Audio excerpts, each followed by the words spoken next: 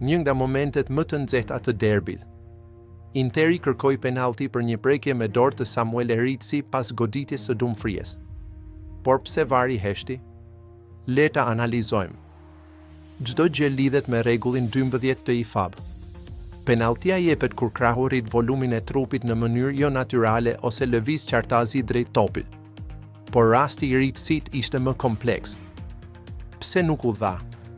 Afërsia ishte shumë e madhe.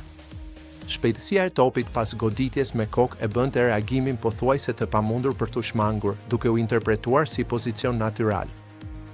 Zikaltërit protestuan ashpër. Nga disa kënde, krahu i Eritsi dukej se rriste volumin dhe topi i ndryshoi drejtim qartë. Për shumë tifoz, ky ishte një gabim i dukshëm. Në fund, mungesa e një lëvizjeje të qëllimshme bëri që VAR të mos ndërhynte. Po ju, a mendoni se ky duhet të ishte penalti? Na tregoni mendimin tuaj në komente.